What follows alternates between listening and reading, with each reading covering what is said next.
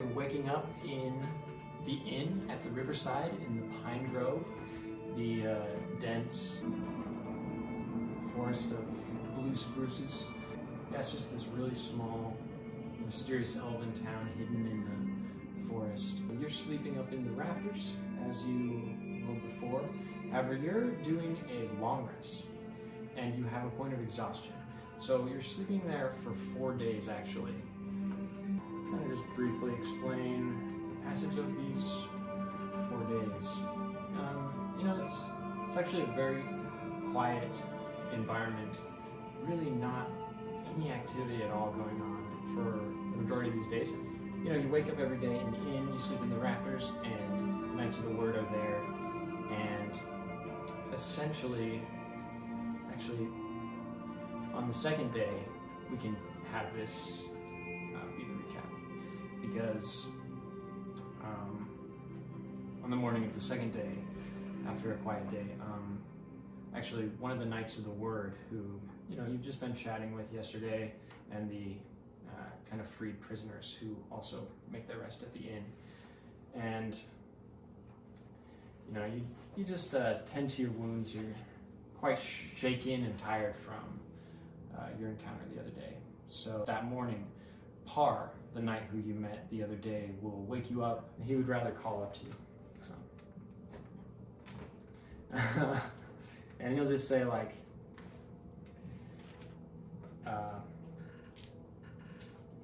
hey, Tredicor, Abraham wants to talk to you when you're ready. He's in a room upstairs. And he's kind of walking out of this room on the upstairs floor as he kind of calls out to you at a short distance, and then he'll just walk back downstairs to where he normally hangs out in the kitchen. As Tredicor awakens, you can see him being disrupted by his sleep. He is called down to meet with his former ally. He is only wearing his tourniquet as of right now. He is basically bare. He has no shoes, and he just awakens. As he awakens, he becomes very alert, very aware of his surroundings. Decides that before meeting any friend or foe, it's better to do after eating. And I jump down and I go eat. Nice. Yeah, Par will kind of hand you some basically stew, as he always has prepared, which is just some bland potato and beef stew. And he'll just say, how are you doing today? I'm doing well. How about you, my friend? I'm doing just fine today. Abraham wanted to speak with you upstairs, so best be seeing him when you're done eating. I understand. I finished my meal in haste, like basically sitting at like a wooden table as monks would with all their brethren, and just immediately, and then make my way. Cool. Yeah, so make your way up to Abraham? Yeah. Yeah, so just up the stairs. There's actually like 3 doors up there. Do you know which door it is? There's one closest, middle, farthest away. I do not. It's a narrow walkway. Can I see if there's anybody walking up and down the stairs, or can I do some sort of spot or search? Right now everybody's down stairs. There's nobody up on this little, it's just this walkway, this circular room, this clay hut. It's like this large clay hut. I'm gonna do either investigation or perception. It is like way more technical than these. I should just let you in there, but yeah, do one. Sorry, for me, you can roll it. I'm gonna go with I just wanted to be, I don't know why. I'm gonna go with perception. In fact, make, what's that? That is a 5. make just like an insight check. Okay. My perception is Or just way like off. Or just like a memory check. It's like, which room do you know? Intelligence, okay.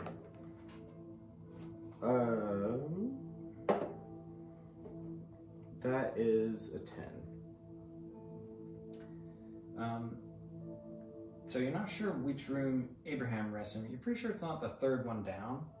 You remember seeing him come in and out of the second and the first room, though. Okay. Can I go listen to the first, or I guess the second floor door? Yeah, if you want to listen to the second floor door, that's perfect. Just go ahead and make a check for that, I guess. Like perception or investigation. Investigation.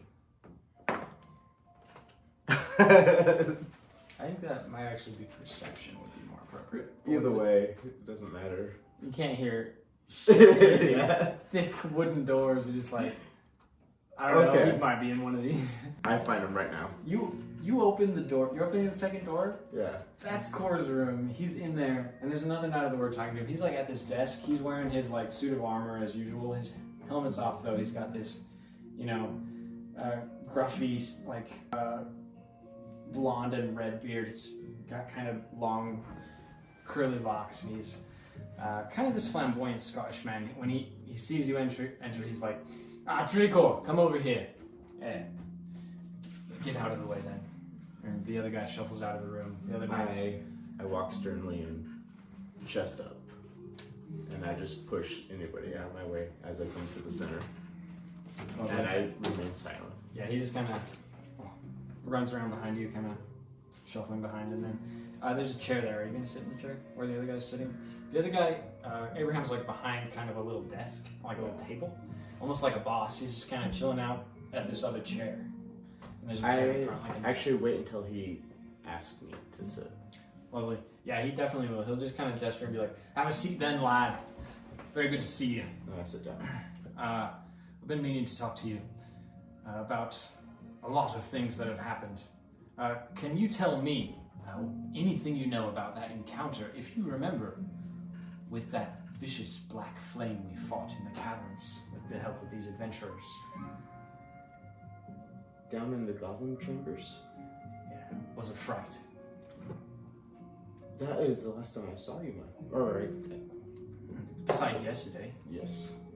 You were gone for a few days, and I don't think I know the full story, but I am interested in anything you know. You tell me your full story from the beginning when we got captured by the goblins, and tell me especially... So after we came encounter with the sentry that was on the bridge, we became encountered.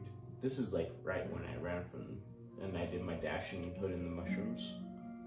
That sentry, the bridge, before we fought the flames. It's all a blur to me, but I know. First we were traveling with the knights and these escaped prisoners from Ozar, but we were ambushed by this gang of orc. They knocked you out, and they separated us all and took us into the caverns. I was rescued by these adventurers along with my first lieutenant, Core, and we rescued you shortly afterwards. And then, like you said, we crossed the Sentry Bridge with the adventurers. We were looking for my other men. But tell me what you know.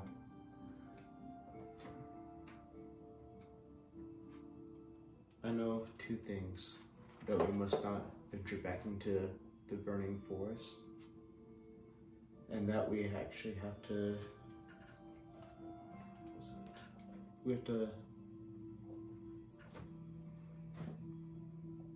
What is it, lad? Is it about the flame?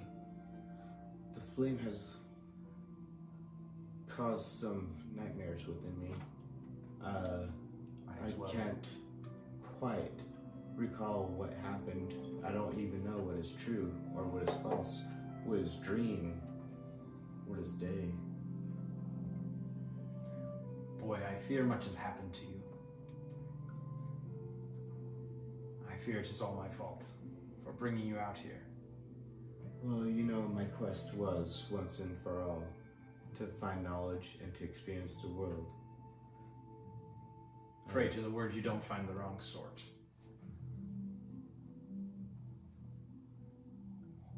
I acknowledge this. I am very concerned. I have like some doubt over my face, almost like trying to figure out like what is reality, what is not, even at this moment, even after going through that experience. He turns to Abraham. You must know more about this than I. Well, I'll be straight with you, lad. My mind's fogged too by the dark flame. I wish to have a second opinion, but I'll tell you what I remember. After we crossed the bridge in the Goblin Tunnel and climbed the stairs with the sentry, the darkness overtook us, and we fought the iridescent flame beneath the ground that overwhelmed all these adventurers who saved us, and I don't know, they are still in critical condition, although the healer you brought us yesterday will surely do the best she can in the coming weeks. That washing will, has it helped? I believe it has.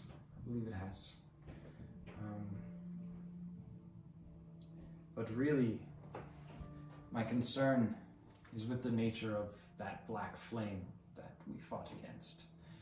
We finally defeated it, me and Kor, and we searched for you, but we could not find you. We brought these adventurers here to recuperate. But I wonder what your insight tells you, or if you know anything about the nature of the flames. I feel like we have rested long enough. Take what able men we have, and we go and search in the final areas that you know of, that this dark flame may reside. We need to defeat this foe. I don't know what you're talking about, lad. Myself, I need to rest another day, and I'm waiting for a corresponding owl from my commander. But you need to rest as well. You're not well. In a few days, we'll do what needs to be done.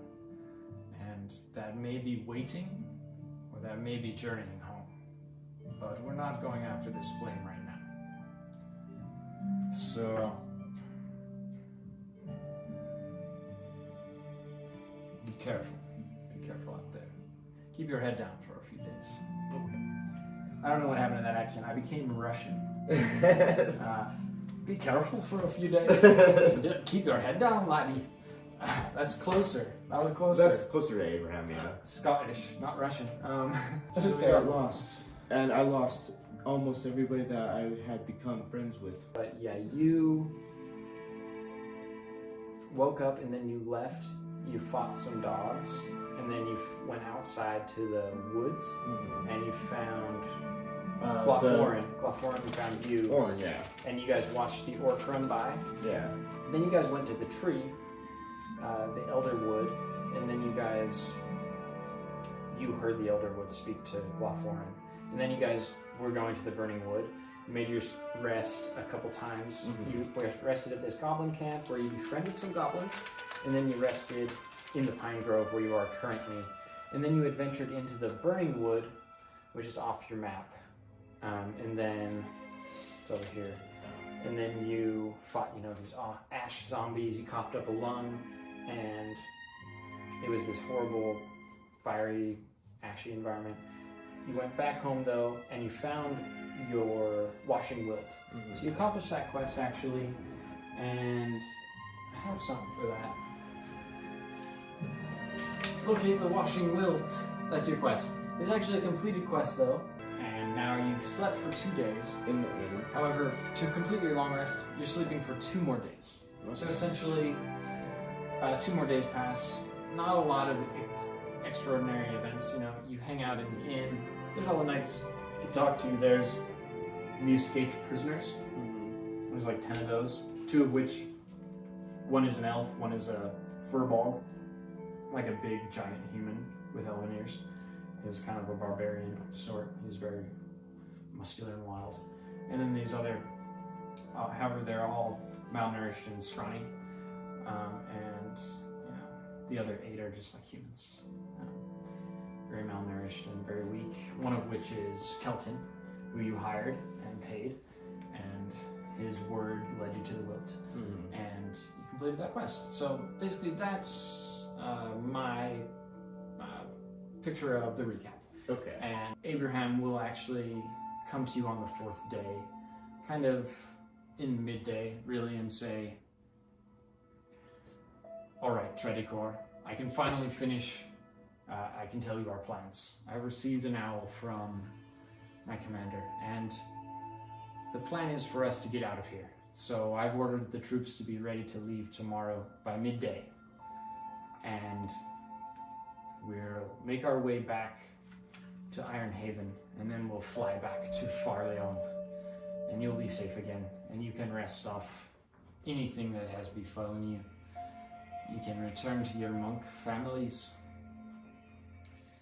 And yeah, that's pretty much what Core will tell you. And there's nothing else remarkable that happens that day.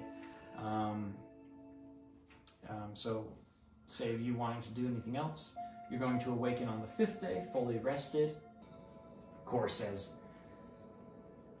hey, I heard about your errands from Abraham with the washing wilt, and all of us are thankful to you for locating the flower to repay these adventurers for what they've done for us. So I don't have much, and I know Abraham didn't either, but I do have this for you. In way of payment, take these 2 coins. Tredicor stands there. Coins, by the way. Quite rare. I cannot accept your generous offer.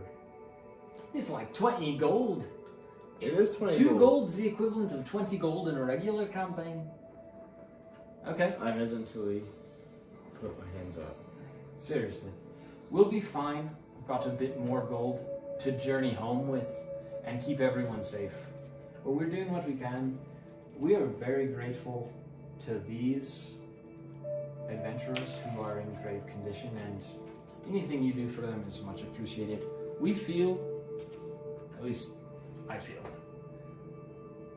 we've repaid them as much as we can. The elven healers will work their magic now. I bow. And we'll be on our way tomorrow. Core does say, I know that you've been through a lot. And to show that I really value your service, at least with the flower, you're a brave young man. I can't give you more gold today, but a certificate of our gratitude. In Farlieong, you can redeem it for 5 gold. But we don't have the resources out here to give you anything else. However, you're safe with us. Stick with me. Thank you, my friend. Thank you. Thank you. I can have a clean conscience as we waltz out of here, leaving these adventurers behind us. So you've been resting for 4 days. You finish your long rest, you're at full health, full hit dice, and your exhaustion's back to 0. Yeah. That's kind of just our recap, a long-winded way of recapping and giving you. I liked it. Yeah. And just because I'm doing the gritty long rest variant, I kind of feel like I need to explain. It's been 4 days. Something happens on each day, just to make it feel like Something realistic. Yeah. But yeah, so you awaken then on the 5th day. You know the situation, it's the same. What do you want to do today? You know that, like they just said, they're probably rolling out of here before the end of the day. So yeah, so they're probably heading to Iron Haven.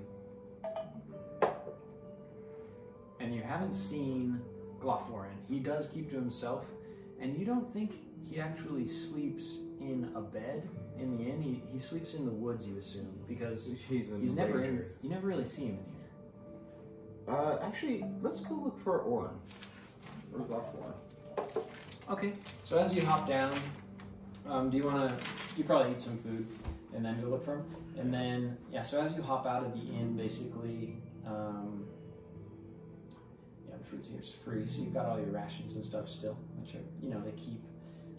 So, yeah, as you exit the inn, you know, it's basically just a white clay, kind of extra large hut. So it's kind of this almost hobbit-like shaped door that you slam behind you.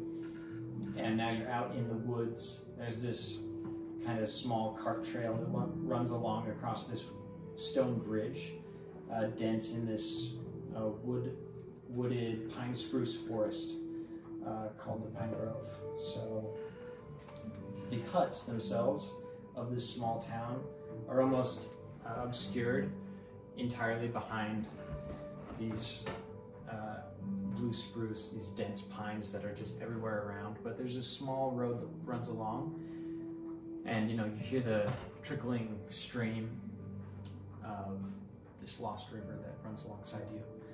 And yeah, there's not much going on at first, although after a second you kind of notice something different happening today. Normally when you walk out here, there's perhaps the whimsical music of flutes and the sight of some elf on a rooftop or in the distance that disappears as soon as they kind of sense your gaze. And there's not very many elves to actually talk to, although you know it's an elven town. There's a few shopkeepers who are reclusive but will serve you should you seek it. However, very little elven contact. You also know of kind of this, what's the word? Town hall. You haven't been there, but there's, on the far side, across the river, there's one house, kind of like this large, there's essentially four kind of public houses, like the inn, this town hall that you have heard of, and then these two shops on the other side of the river. And the inn's like on the river. So that's kind of the scene that's set before you, the thick scent of pine on the air. Normally you hear the sound of some elven flutes. Today, however, after kind of standing there for a moment, you hear a different noise, kind of in the distance. And this noise is kind of this trumpet, kind of this, as opposed to a flute, this celebratory trumpet that kind of is faint at first, but as you kind of look around and listen for it, slowly and gradually becomes louder and closer. And this crew you see walking down the street from the right side, which is essentially the west. And they've got banners and trumpets. You hear them calling out, and it looks like this troop of fanciful jesters perhaps. And as soon as they get close enough, there's this kind of dancing man wearing this fancy cap who kind of gestures to you and says, "Come one, come all to our fanciful fair. Today we shall set up here by the riverside." What is it that you celebrate? We have a fanciful festival for you to participate in today, kindly sir. Give us a few minutes, less than an hour, to set up, and we shall tell you all about our wonderful wares and our wonderful contests. And there's a group of people behind them of various shades and sizes, and they are kind of marching along behind or dancing along with him and playing their trumpets and violin. I am overwhelmed with like the excitement and the marching band that is coming past me. This is something that I have never actually seen, because I've been in a monastery my entire life. I've seen dangers, but I've never seen the carnival come past me. And I am just, what the, flabbergasted. And kind of this lead guy who you kind of spoke to a second ago, who is, it kind of seems like this bard or this jester, keep pronouncing that, in this, fanciful colored cap with kind of jingling bells atop. And he kind of does some little steps in front of you and says, "You look surprised, sir. Have you never seen the traveling festival of goons before?" I take one step back, but stay in my stature. And I'm like, "No, this is new to me, my friend." "Come by in just a few minutes, sir. I shall give you a special discount on our contests. I can see you're very keen on this sort of thing." I do not know what you mean, my friend. I have never seen your games before. How can I be so keen? Oh well, sir, we've got all kinds of contests. We've got pipe smoking contests, and you see this man blow like this smoke of ring. Drinking contests, and you see these guys like chugging some beers behind him. These large pints. He's like, "We've got hand-to-hand combat, sword fighting, archery, and magical duels. Should you be the type?" Hand to hand? Hand-to-hand fighting, wrestling, fist fighting, brawls. I do know how to hand. Should you have the entry fee, you can win 4 times your bet. Or more. We'll see what this festival holds today. And as he's kind of talking to you, they all kind of shuffle past all these other people, and they begin kind of setting up. A few of them are Can I carrying... do a... You can. What? You probably can. Sorry, what is it? I kind of want to get like some sort of like perception on this guy. Like...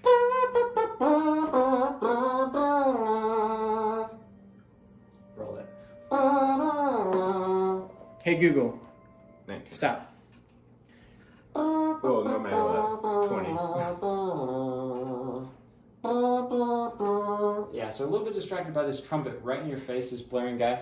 But he kind of trots off after you kind of look at him. I keep my gaze on him. I do not let, it's a very steady. So that trumpeter kind of drops off, but the guy you were talking to originally stays. The trumpeter, though, walks off near these guys. I'm going to rearrange this here. Oh, crap. It's on my side. Here, you're good, though. I'm just going to set up this small arena. These guys, he's playing the trumpet near them, and they're setting up these pre-made kind of fence areas, and they're just kind of pounding them into the dirt right along the side of the road there, a little bit down from you, maybe like 10 feet down the way. So the trumpet's less annoying, less in your face. There's the violinist over there, and the whole crew of this festival crew, and they're just busy pounding these in, a few men, while the rest are just dancing and playing their music around. But the main guy says, "I'm sorry, I must have been distracted, lad. What was it you said? What was your question?" What brings you to these parts, and how can we get to the Iron Haven? And also, you said something about fistfights? Yes, indeed, to the last one. Well, we just came back down from the road. We've been to many towns, many cities in our travels. We make our way around the loop-de-loop. But we do have hand-to-hand combat, if that's what you're looking for. As soon as they get this set up, we're going to announce, and we know for a fact there will be some people showing up soon. I found it hard to believe myself in this neck of the woods, this desolate area, but we are gonna have a contest. That's what my man Albert says. Yeah, I'm Bob, by the way. Oh, Tredicor. Tredicor? Yes. Fancy name. Nice to meet you. My real name's Alfonso, but I go by Bob. For the festival. I go by Tread sometimes. That's like a goonish name, right? Treads? Tread. Oh. Yeah. Tread? Oh, like when you tread, right? Exactly. Oh. Okay. Alfonso. I gotta write that down, because if I forget that, I made it up on the spot, and now it's canon. That's how that works. Yeah. So, sorry. Ooh. So yeah, so that's his response, and he just kind of is now going to be like, I will see you soon, my friend. And he's kind of Where walking did off they to where usher me to? So he actually just leaves you, and he says, come here in like 20 minutes. We'll get you signed up. Actually, tell me your name again. Tredicor. I'll put you. Do you have the sign up fee for the hand-to-hand combat? So here's what we're doing. This is the standard rate. Every contest, if you want to enter, it's 5 gold. And first place is 20 gold reward. Second place is 10 gold. And we don't know how many entries there are. You're the first. What do you say? What do you say? What do you say? I'll check real quick.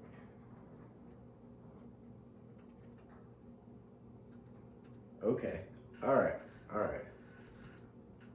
Tredicor stands there. He says, if no one has entered, then I am the challenger. Everybody else must pay 5 gold to fight me. Do you want to make like a persuasion check? I was gonna do intimidation. Okay. Yeah. 16.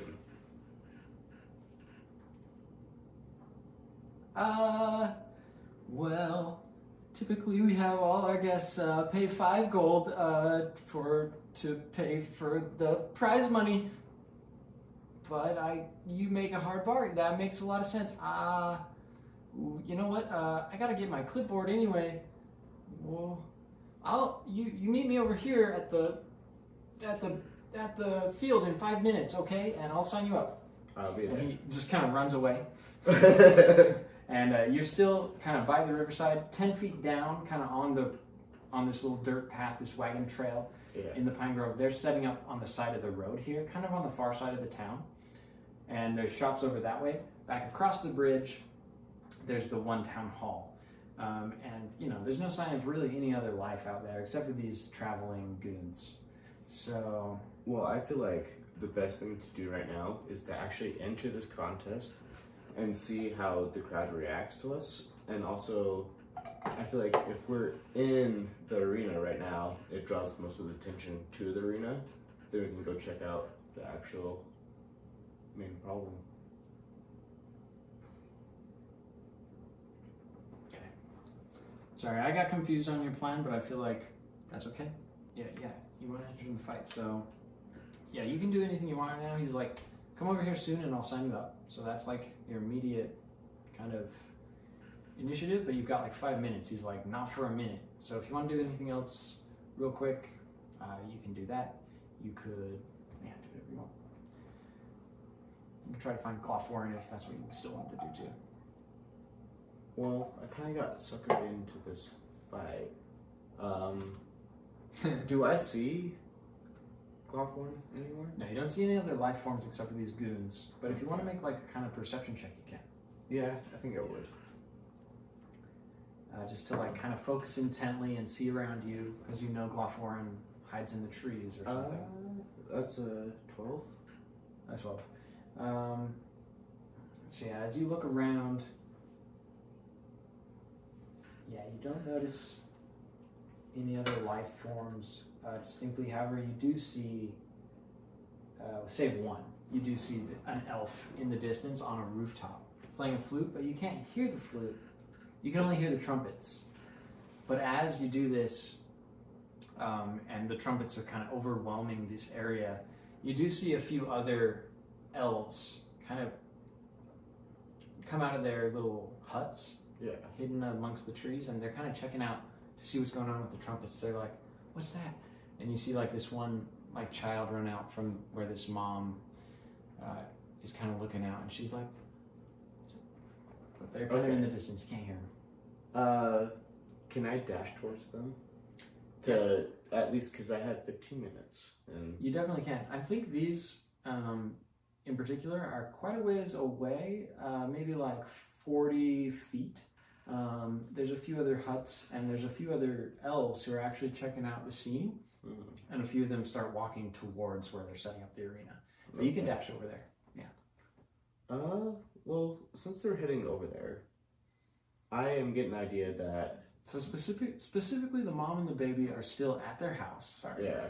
but the child kind of seems to be running over there towards them, but the mom like grabs her and kind of is like reprimanding her a bit. But they're a bit in the distance. You can't quite hear them. I decide that my perception has been that I see them. I acknowledge them.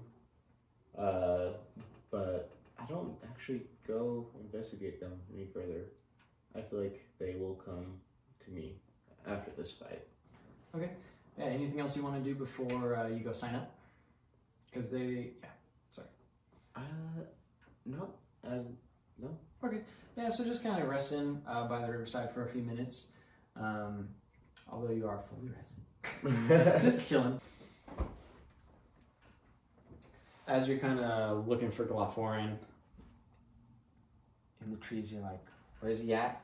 It's like, damn, I can't see him. I just see these elves. Freaking sassy mom with the kids.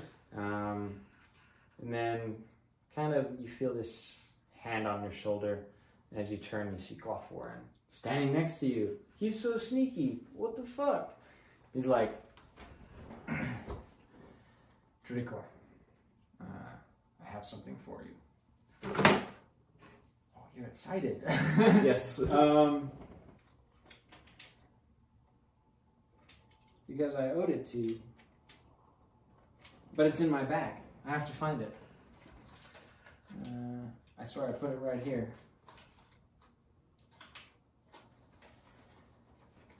You gave this to me the other day. And I had to pay you back.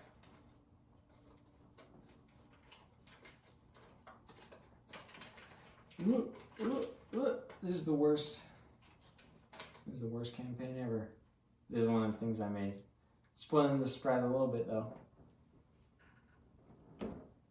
I think a little Somewhat fancy. Yeah, it's that's to pay you back. Dude, this is actually awesome. Yeah, thank you so much. You saved my life. Anytime for you. Thanks, Tredicor. It's been nice traveling with you. What's going on with the trumpets? So Come over here. I have been invited to participate in a fight. There's a bet on it. Huh. And That's compelling. I feel like you should also bet. And bet on Tredicor. Society, am I right? Is that a thing? Can I bet? I don't have a lot of gold, but I mean, I did just buy a potion. Maybe. I'll see what can happen. What's this contest you're talking about? It is me in the arena. And we're doing hand-to-hand combat. They're betting on who can beat me. And I don't think anybody can beat me. That's pretty enticing, friend. Maybe I will bet on you. If I win, give you the reward. I'll go talk to him. Be careful out there, though. If you do fight. I do want to fight. I don't know about As- senseless violence, but if you win gold, That's all it is. I'm not going to tell you what to do, my friend. Okay. Yeah, so you're just hanging out. Glaforian kind of trots along to check out the trumpets and the arena that's getting set up. And it's basically set up at this point. They just pounded these 4 fence posts in the ground to make this little makeshift area for the combatants. And they're still playing their trumpets. Anything else you want to do before you go sign up, I guess? Can I hide this healing potion that I just acquired Yeah, I mean, do you want to hide it on your person or up in your bedroom or? on my person? Okay. Yeah, I mean, I don't know where you want to hide that, but I was thinking under like my wristbands or. So I go to the registration booth. okay, yeah. Basically, it's just there's this little tent that they're putting up as well right now, but it's kind of being lifted. At the moment, it's this colorful tent, but right in front there's this little desk with the jester you spoke to earlier, and he's like, "Ah, Treds, yes, you're back. So about the entry fee."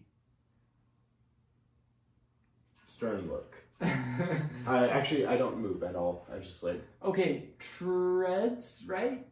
Tredicor. Okay, and he just like scribbles on his little note, his little parchment on like his little board there with his quill, and he's like, "Okay, I got you down. You're the contender, right? Defender. You're the defender. Put you down as such."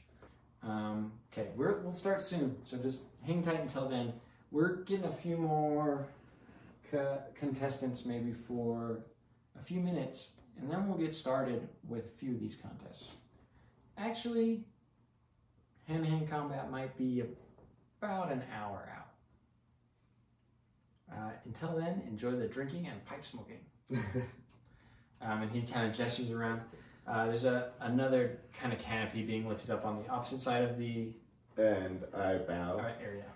And as long as they're a tea, I may be able to. He like nervously glances over to the other. He's like, "Tea, put the tea." Very great, thank you, holy man. And then I go to the balcony. The balcony Yeah. in the inn. Yeah. So you're gonna go back to the inn and just kind of look over the balcony. Is that what you mean? No, you just mentioned like Oh, the canopy. canopy. Yeah. On the other side, they're just putting up like this shade awning, is what I mean, really. Okay. Sorry. And that's just on the opposite side of the arena. And once you get over there, there's kind of this darker looking, like this human who's like, "Hey, you're participating in the smoking contest, good sir? Looks like I am. Welcome, one and all. It is 5 gold to enter, but whoever blows the most fantastic smoke tricks will be the winner of 20 gold coins." I want to do the intimidation again. That I'm like, I will blow the best. Okay. Ooh. I get 6. Well, what do you say? Did I stutter? Yeah, wait, I didn't hear you. What did you... I rolled the 6. Yeah, but what do you say? You're doing intimidation? Yeah. I mean, I don't remember what you said before. What did you say? It's like, I'm the defender. And so, like, basically what I'm thinking is, Okay. if anybody can beat me, then I'll give you 5 gold. If not, I take all. We've already got enough pipe smokers for the contest, but if you want to enter with the fee, you're welcome to. And actually, I should mention there's actually some elves shuffling over. There's quite a few near the canopy at the moment, and there's like a few of these elves are also beginning to bring out tables from their houses, essentially. They're setting up like shops. You notice the potions master, the shopkeeper you met yesterday, setting up a shop kind of just at this table along the side of the road. That sounds more interesting to me. So, yeah, so he's like, sorry, it'll be 5 gold for that pipe smoking contest, sir. And, yeah, so they're setting up that. I'm like, no thanks. There's also a bit more going on. There's more elves coming out of the houses. They're beginning to become very curious about these trumpets, these festivals. So there's, you know, a number of elves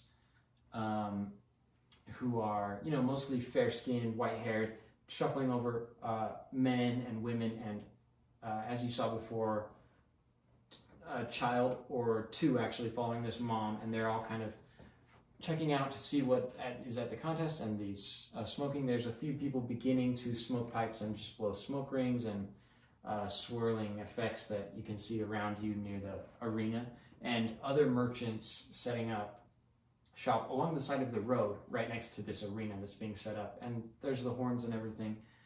So, is this the same woman and child that I saw from before? Yeah, it seems to be the only children. There's 2 children with her. Yeah. They're like the only children. All the other elves are kind of mature. As you know about elves, there are at least 100 elves kind of reach maturity late in life. So you think they're very elderly elves, at least by your standards. These are wise ancient beings shuffling over, investigating. There's the 2 children who seem very young, and they're just kind of shuffling around their mom. And there are a number of merchants setting up, all with their goods. There's like on opposing sides, kind of like separate merchants. Like there's the potions master specifically you saw before, but this foreign potions master on just the opposite side of the road near the arena, and they've all got flags and things. I go to my familiar guy, the one that I spoke to yesterday, and I ask him about this event and the other local merchants that are around him. Okay. Do you want to... What do you say exactly? Tredicor? Potion Master.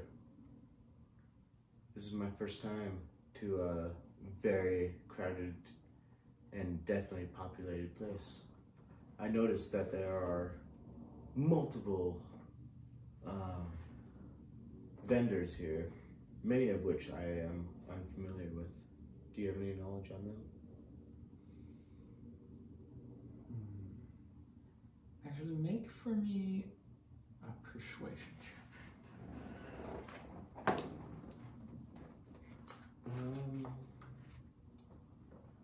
That's a 10. A 10? Yeah, kind of this elf you recognized before who has this kind of this dark robe of kind of this dark blue.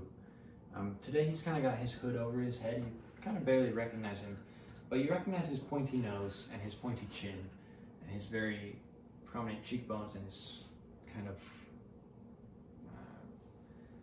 very light complexion, almost glowing in the sunny woods, as some of the other elves do, but he kind of looks you over and is like, yes, this is a very curious festival to me as well, but as the other merchant, I figured we had better set up our wares and make the most of these times. Visitors are rare, but I know little of this particular traveling gang of curious folk.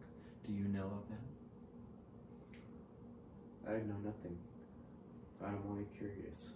They are unknown to me, and I feel like that there might be more going on. I feel like we shall see more after the fight that is to come. Well, times are rough. Hopefully they will make use of our wares as they travel through our town. Well, have a look at my wares if you wish. What's in the inventory?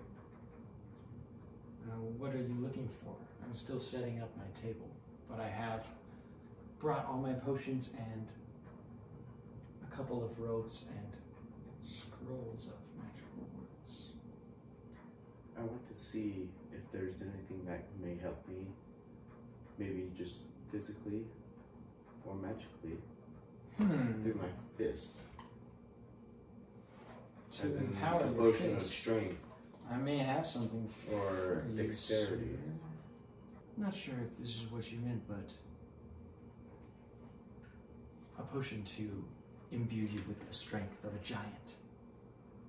Or more potions to imbue you with the luck of a saint, the accuracy of a god. I have many potions if you have the coin. Although a potion, How much does. How much would this give me if I took it? On my strength modifier? This would cause your strength to become like that if you have heard of a giant or an ogre. would be like 20.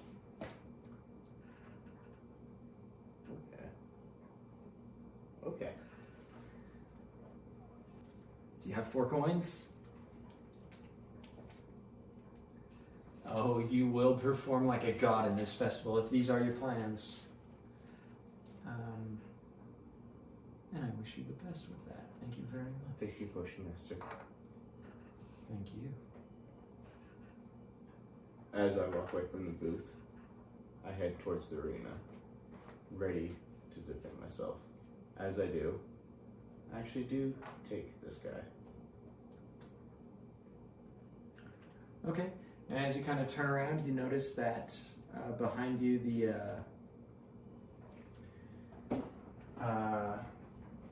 kind of darker man you spoke to at the canopy is kind of announcing this smoking festival that's going on. There's a few elves and other tournament folk performing smoke tricks in turn, and it's being narrated.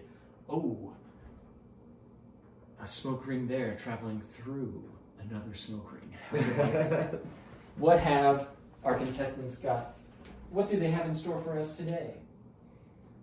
Ooh, this one's blowing an inverted mushroom. It's beautiful. And there's also a contest of drinking. Do you need more drinks? You want a drink, sir? What? This one's on the house. Come here.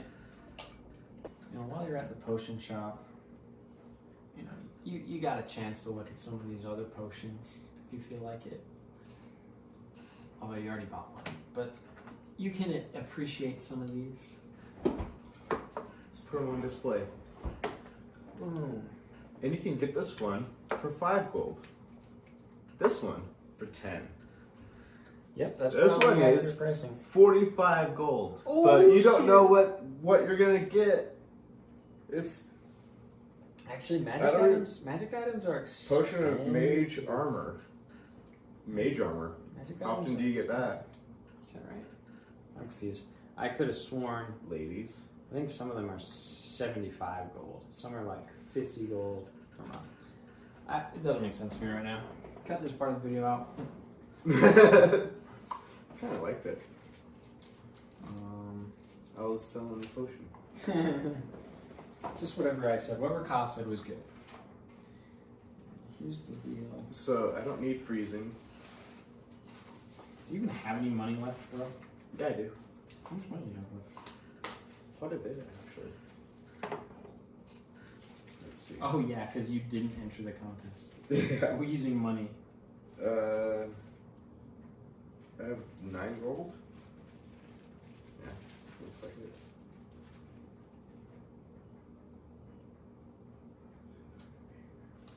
Actually, 11. You got 11 gold? Yeah. You're rich. Okay, so yeah, they're doing the drinking contest. Papacha! And you know, you don't pay too much attention, but somebody wins. You see some people getting some gold at the end of this. There's like this table of judges who set up, and they kind of determine after every round they vote, and they're like, Yeah. somebody wins. So after those 2 contests of jolliment essentially, foolishness, the trumpets play a more somber tune like, and the jester you spoke to before on the opposite side of the arena is kind of like, good citizens, now it is time for our real contests of might and valor to begin. Come one, come all, entrants here to make your final entry into the tournament, and we shall match you up with your combatants in just a moment. Take your seats around, gentlemen and ladies. And he kind of gestures around, and all the other festival folk kind of join him around the stage, and all the other peasants go over there. Well, the people of the town, rather, these elves, kind of make their way. There's actually these people who are smoking and drinking, but more elves continue to come out. This elf from the far side of town with sheep kind of comes to watch, and his sheep also accompany him, and they quite quite well-mannered, just kind of seem to be enjoying the show as well. They're kind of set up next to him, and they're kind of covering one half of the stage, the other elves on the far side, and this area is kind of packed now with people, all set to watch this show. Many of them festival folk or just elves from the town. They've got their own animals. One, the maid from town, this elf, comes over and she's got a cow with her as well. So the animals are watching intently, and many of the elves, elderly folk, elderly men, and you do recognize the healer, the ancient elven of the town, who is kind of on the far side near the festival folk, chatting with one of them in her white gown as she just is sitting there intently waiting for the tournament. But the jester screams again for all the combatants to join him on the far side. I give my respects to the elderly woman. Yeah, she'll nod to you. And I join the other contestants. But I do so by being on the far side of them, separating myself. It's Treads of the wonderful defender. He will defeat all the opponents today. And we also have Elderon, the wise elf of the Elder Wood. They will fight in hand-to-hand combat, and the crowd kind of cheers a little bit as you guys. He's so decrepit, dude. You don't even know. You guys kind of square off in the arena. He's got gray hair, kind of this patchy beard, and this simple green gown, this kind of tunic that he wears that goes all the way down to the floor. And you can't really see his body that much, but his fists are up in the air. And he's kind of a wrinkly old man. He looks frail. But nevertheless, the horn is like, ba, ba, ba, as you guys square off. You guys are going to make a initiative? Yeah, initiative. Yeah. There's a word for that. As you guys kind of... 15.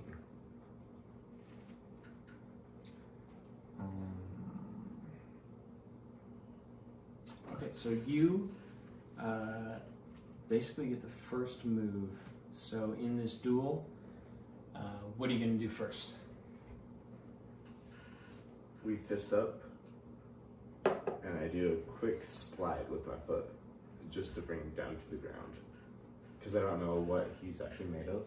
Yeah, so just as you're kind of going for this attack, you kind of sense him coming in for attack as well. He looks keen, and he makes a punch at you, which you dodge, kind of deftly to one side, sticking your foot out. Instantly, this is almost at the same time, and he's kind of stammered and kind of losing footing and hopping behind you.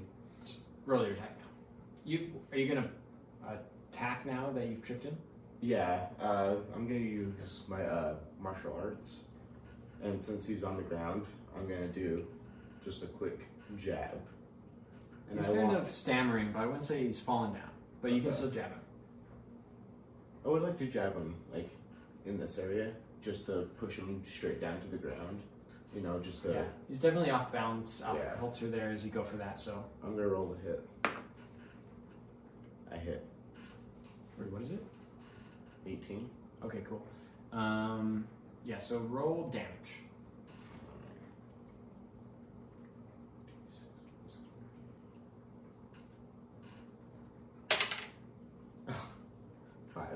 With that blow kind of to the neck, which is kind of the back of his neck, on the shoulders, he kind of falls down into the dirt in the arena there. You guys kind of, I imagine, circled around, and then you punched him, and he kind of falls down. So, actually, just kind of... An attack of opportunity? Yeah, that's kind of what I'm thinking. So go for an attack roll. A second one? Yeah. Should I roll to hit? Mm-hmm. That is 12. Okay, so you, as he kind of is getting to his feet, you do get to strike him. Ooh, so roll for the damage. I'm gonna do another martial arts. Actually, that's just like your bare fist, right? I assume that's what you're doing. 9. Okay, do you want to describe how... Actually, wait.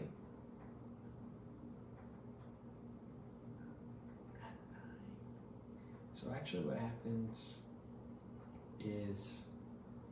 So yeah, what's your intention? Just describe your intention real quick. I only aim to knock out, not kill. I am basically just putting them out of conscience. I want them to make sure that like they live. Kind of a light tap to the head, kind of light punch to the head. Honestly, I feel like it's like and it hits both of your nerves, Okay. and that way you're just like out of breath, but you're knocked out, but you still do breathe. Pro monk. Yeah. So as you're kind of going for that attack, though, he actually surprisingly deftly kind of like rotates around using his hands to kind of swivel around and then push himself back up to his feet. And he's kind of on the side of you, almost behind you now. And he's going to go in for a quick attack. And 13, that's your armor class. So he hits. And roll damage. Which is a 2. So you take 2 damage as he kind of punches you, bare fist, kind of in the shoulder, the back of your kind of shoulder there. And make a dexterity saving throw. Ooh.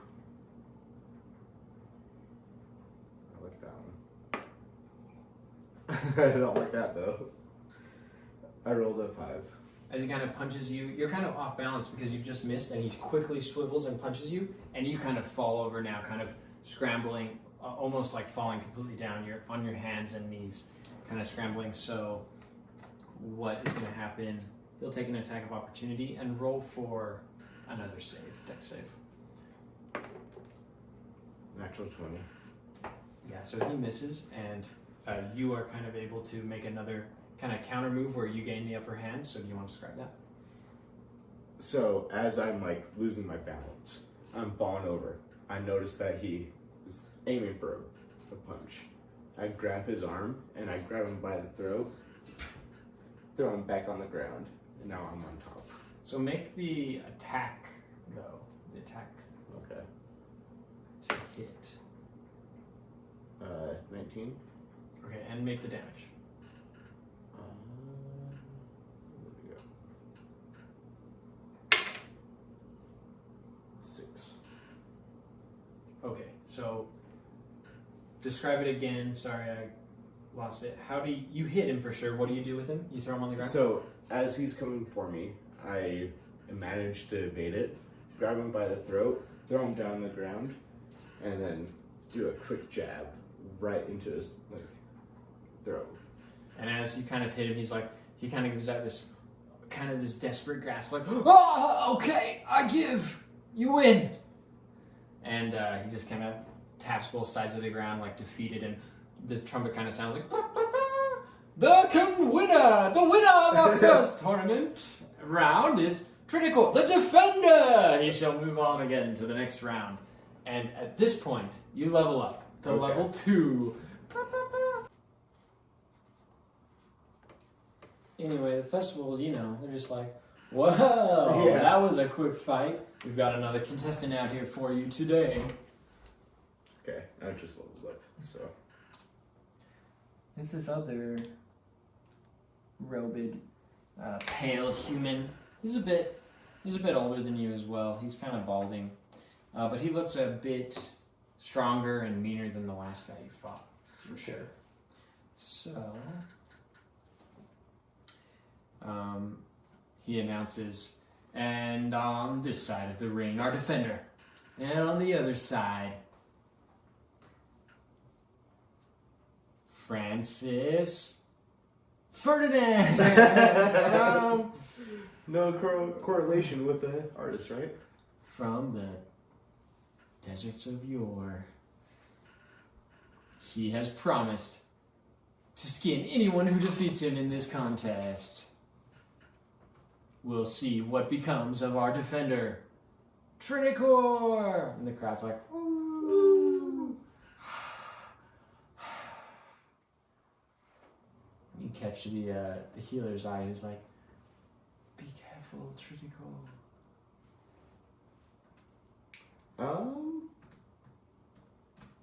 I'm gonna put up my defense actually.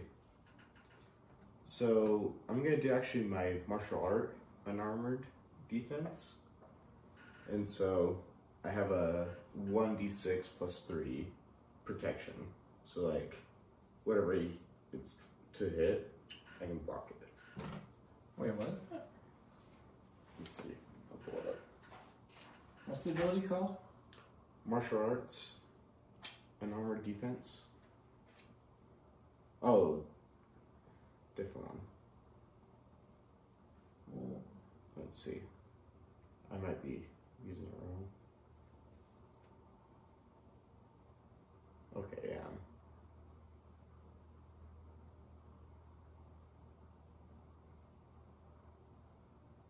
Okay, I change it. But you can drink your potion if you want. You want to drink your potion? Yeah, I do.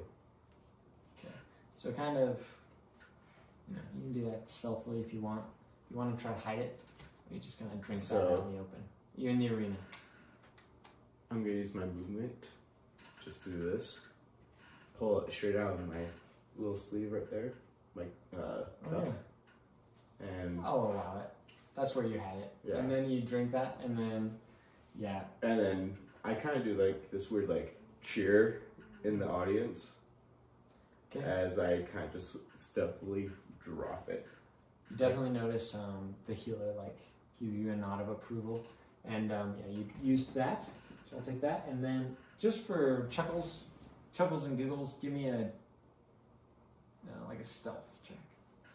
It seems like you're trying to hide it. Yeah.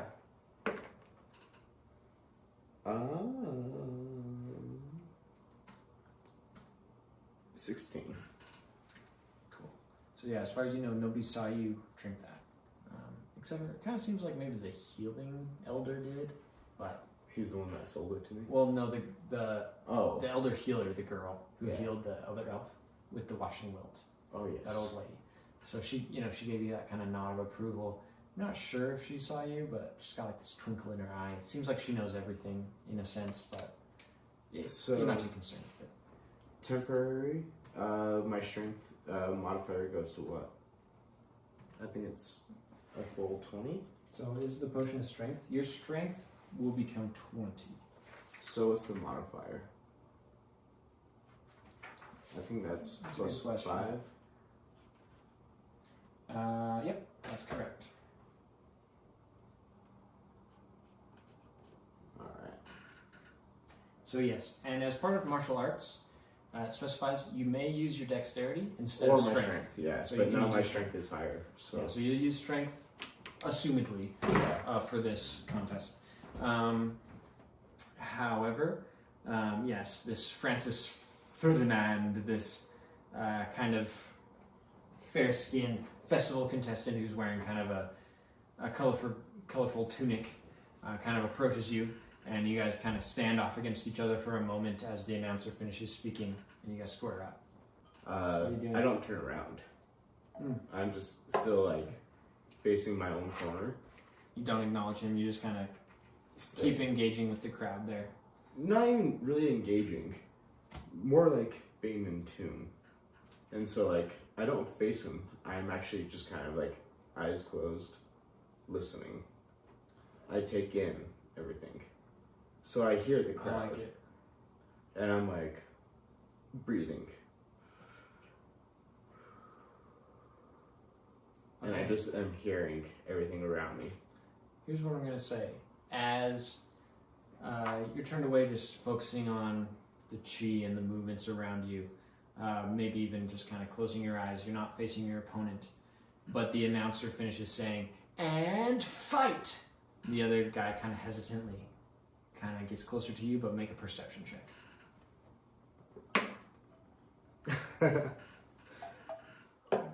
9. Okay, so make a dexterity saving throw. Okay. Actually, can I do a strength? So, You can. Yeah. Ooh, dude. Natural 1. Okay, so as this guy kind of comes in for a punch, you kind of sense him, and you kind of try to dodge to one side. and you kind of see in your mind's eye, he like reads you almost and punches to the other side, but at the same time you feel this square in your back, this punch, and you take 2 damage, kind of back on the spine. It really kind of dislodges one of your, kind of segment of your spine, and kind of feels bad as you kind of turn around. I'm gonna say, make another dex save this time.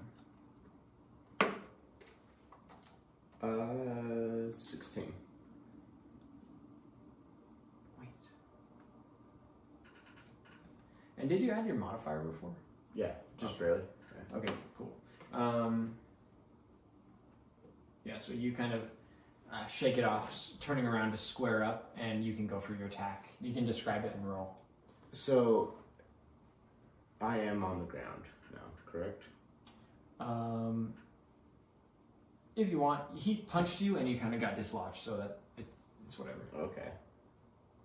So I get dislodged, and as I stumble, my hands on the ground, I use my chi. No, not chi, but it's just like my focus energy, and I bring my leg up, and I just kick him right in the jaw, like a nice little. I like it. It's definitely thrown back by your foot. Roll for your attack. Natural 20. Roll for your damage times 2. Actually, can I do fury blows with my feet or just my fist? This is your first attack, so after this, you can choose to. Okay. So that's a d4 plus 3. Or d6, sorry. Yeah, it's times 2, so it's 2d6 plus 3. Oh, well. Just roll that one again. It's a 1, right? 1. So 4, 7. So it takes 7 damage. So let me describe this real quick before you decide. Yeah, so you give him a nice kick, which kind of scrambles him in the jaw. You definitely see drawing a little bit of blood. Not a ton, but he just has like a little stream of blood as he kind of is knocked off kilter. And he kind of quickly stabilizes himself, almost falling down but throwing himself back up with his hands. At this point, as he kind of regains his balance, he's a little bit open. You can choose to use your key or not. I'm going to hold it off.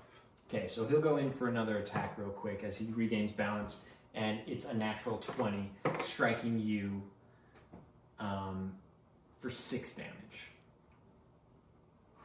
With a massive blow right in your face as you kind of are thrown back almost a foot, almost 2 feet onto the ground. At 1, make a dex save, or you can do strength with your potion because you're well, also I can just use either or. Well, saves are different, but with your potion, I'll allow you to do your strength. 23. Okay, because that's plus 5, right? And then you sorry, 21. So, here's what you can do for me. Describe. You regain your footing. You totally regain, your positioning, amazingly well. And then you can describe your attack. Roll your attack. Yeah, do that. Okay. So after totally getting knocked out by this guy, I am. And you are definitely bleeding, by the way. He hit you in the face. Your nose is bleeding, like profusely. Your eyes are like. No, I am at one health. Yeah. I am knocked down. I come back to my senses, and I see that he is ready, right here, fisticuffs, ready to go. And it's definitely a little blurry, but you're using like your chi wobbling. to I'm wobbling. You're kind of focusing with your chi. And so I decide to focus in, hone in. I am actually going to use my chi for this right now. And I really want to do a flurry of blows. I can attack. Because you make your normal attack, and then you can choose to use your key for like a second triple attack, essentially. Yeah. So actually, I do go for an attack. So normal attack, Yeah. first. And I'm gonna go with what I did before. I want to bring him to the ground. So I'm going for the legs. Okay, I do a quick side swipe with my leg, bring up his feet, bring him down to the ground. As we even begin that attack, he definitely seems like off-put by you, even being so agile after you're just almost knocked out. Yeah. So yeah, roll your attack. 17. 17, yeah, he's just like totally surprised as you swing your foot around and he just falls onto his side. And roll damage. 9. Let's see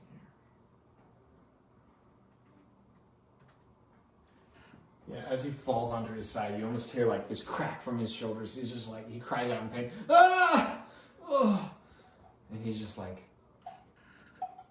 enough! I'm finished. Good sir, leave me be. I turn around. He's just, and a couple of these festivals attendants, kind of with white hoods, white little caps rather, and they're like simple tunics, run over to kind of attend to him as you kind of soak in your victory for a moment. As I turn around from him, I hear the crowd crying. They're cheering for me, but I do not acknowledge them. I just keep my head bowed and continue to my corner. And you are quite bloodied, and seeing this, a couple of the attendants from the festival kind of rush over to you just to kind of bandage your bloodied nose. They kind of are trying to put this bandage across your face and just kind of wrapping up your head tightly and almost obscuring your eyes for a moment there. You want to fix that? Yes. I assume you just like are like, oh, this doesn't work. You guys are not doing the job. No, I do the They're like, sir, careful. You're quite. Are you okay? Be careful. push away. And they just kind of stop. I do like very firmly. Just I know I'm at 1 health, but I just push away. They seem a little bit like just scared of you in general. Just like having witnessed you just like demolish these elves. They're somewhat, you know, they don't like fighters themselves. They look like simple folk. But they kind of just like adhere to what you're saying. They're like, oh, okay, yeah, whatever you want, sir, defender. And they kind of scurry off back into the crowd. No, I go to you've my. got the simple wrapping around now. I have the simple wrapping. I just push away from them, and I get away from them. I hear them chattering, saying exactly what you said. I go to my knees. Okay. And I sigh. And at this time, I will just kind of say, you've got a few seconds to just kind of collect yourself as the announcer begins saying, like, our defender has done so well, but can he defeat our third opponent, who, where is he?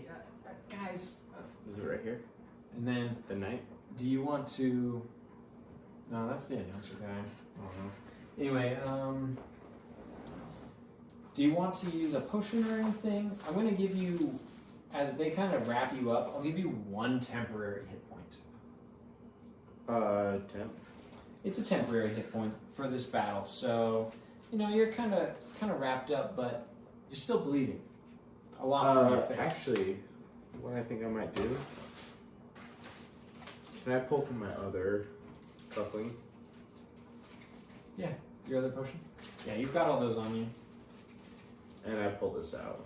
And as I'm on my knees, breathing, gasping, just knowing I'm barely beating on. Yeah, use your health potion. Definitely. So you heal 2d4 plus 2.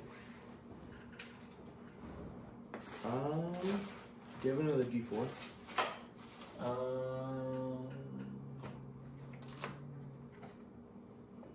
Yes.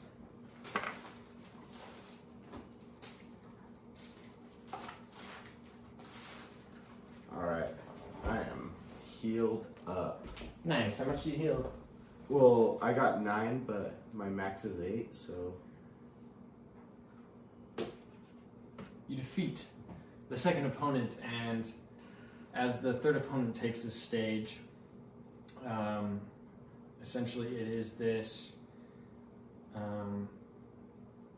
this kind of middle-aged female elf who you're not really sure if she's from the festival, she's from the town, but she's wearing this leather armor. She's kind of got like accessories upon her. Some knives. They're not drawn, but she like sets them aside. Oh. Here's your arena. I don't know what you're doing. You still like just gonna face away? Actually, can I like?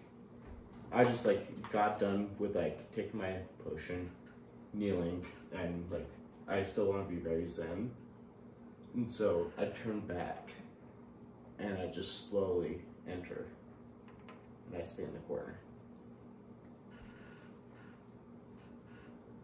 I wait for the announcement. As you kind of just like focus your chi, you hear all the merchants on the street just like chanting out like, "We've got a special deal for you today. Come get your, we've got everything you need here." And then you just kind of like tune everything out, and you just like are in absolute silence for a second, and you hear the footsteps of this feminine elf kind of stepping up very lightly behind you. You can barely make it out, so you focus on it more intently. As you hear her kind of tighten her fists and kind of step towards you as the announcer's like, "And our final round of the fist fighting competition, our defender, Tredicor, against the admirable and previous champion, Galenora of the Elder Wood Society herself." And go ahead and make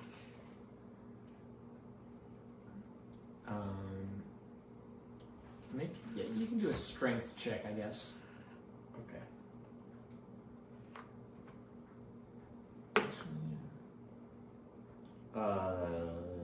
22. You feel her coming in for this attack, and you're just going to counter it, redirect, and make your own attack. So you can just try that. So, honestly, I'm sitting there in my own corner, not too far away from the post, very focused.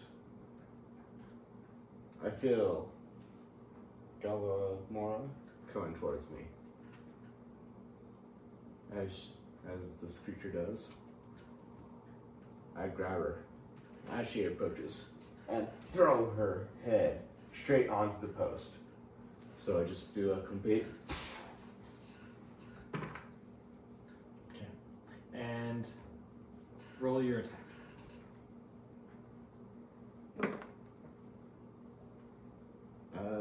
23. Roll your damage. That is okay. Let's do it. So 1d4 plus 5, which is, not bad. 9. So yeah, that's 9 damage, which is actually a lot of damage. Just go ahead and make like an extra d20. It's a strength check, actually. Do that. Okay. Sorry. That's a 14. 14. And this was kind of my attempt at a combat maneuver check.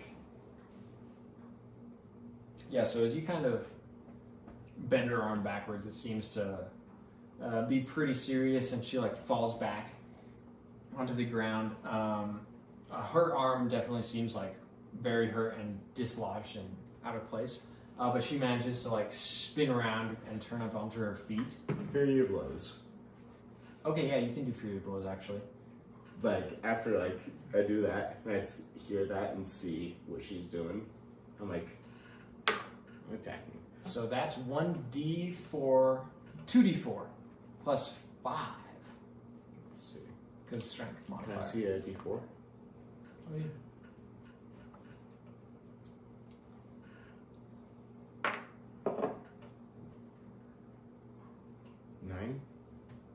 Okay, so this time you can describe actually for me how you do that attack. As you see her kind of regaining her feet, you quickly, just like with superhuman speed, going for your second attack.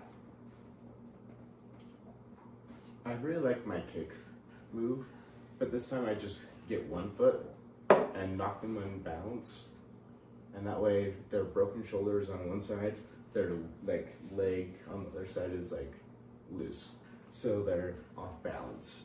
Okay. And then that way, when they fall to the ground, I just do a quick jab they're laying on their face. But make a dexterity saving throw.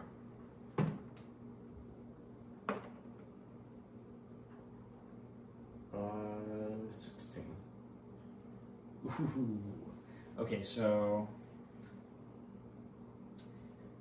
this time she like, at that instant as you're just like holding her captive, you think you have her at a kind of advantage, like this duel's over.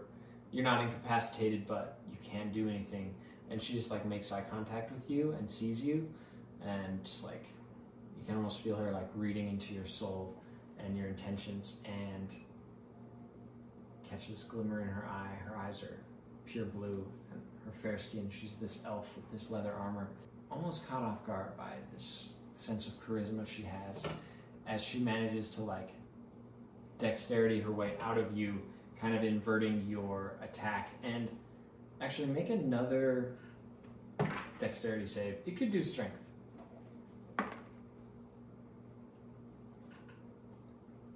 14? Okay, you like try to overpower her, and for a second it's kind of this intense battle as she like begins to turn your position around and kind of gain the upper hand on you, as she like forces you down onto the ground and regains her footing just by twisting your arm a little bit and kind of like grabbing you with a free hand.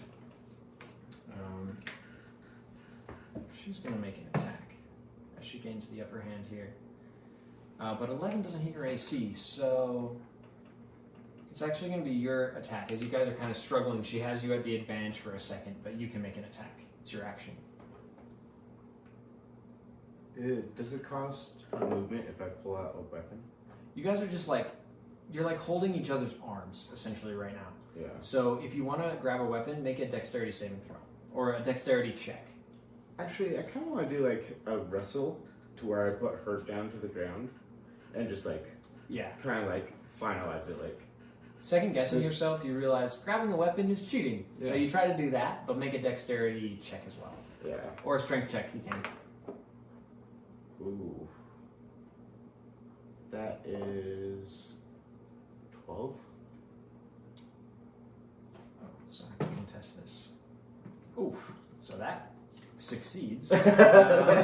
And so you're kind of going to gain the upper hand on this. You can describe how you gain the upper hand just in kind of this tense scenario, and then attack and make an attack roll. They're on top of me and they're wrestling me down to the ground. I get this like sudden urge of just like strength and tranquility, and I just push them and get them back on the ground, and I dominate with my knees down to the chin. I have their hands right here, just like this, and then I roll to attack, or if they surrender. Yeah, are you gonna? How do you make your attack exactly? Okay, going in for an elbow real quick. Yeah. So roll that attack. Okay. She doesn't surrender. She's just like locked and determined and thinking she can beat you still, although she's That's a bit bloody. 12 again. So as you go down in for that elbow, she kind of turns her body to the side and you just elbow the ground right next to her, and she just like barely grabs you, and then she'll kind of throw your elbow out from under you and go in for attack, but actually miss. As you kind of fall down onto the ground, she miscalculates. So you can roll your attack now. You can make your turn. Alright. After that miss, she comes down. So you're kind of beside each other just to set the scene. You're not really in contact anymore, but you're kind of both on the ground next to each other. Yeah. Okay. You're on your back, she's on her side. Sorry.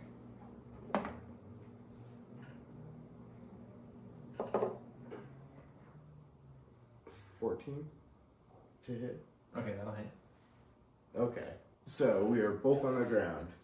She's on her side, I'm on her back. Ooh.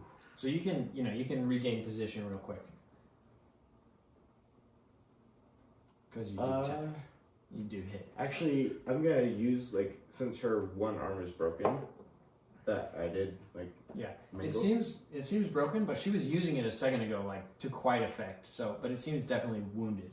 I'm just gonna throw my arm completely around and then twist and grab her head. So, like, I'm grabbing her neck going around and then rolling around with a punch. Yeah, so you hit, so roll damage. 7. So as I'm rotating, I grab her neck and I just come down and punch her in the throat. Yeah. So basically as you do so, she just kind of like falls limp, like unconscious, and what are you going to do? She seems defeated, but there's a second for you to react.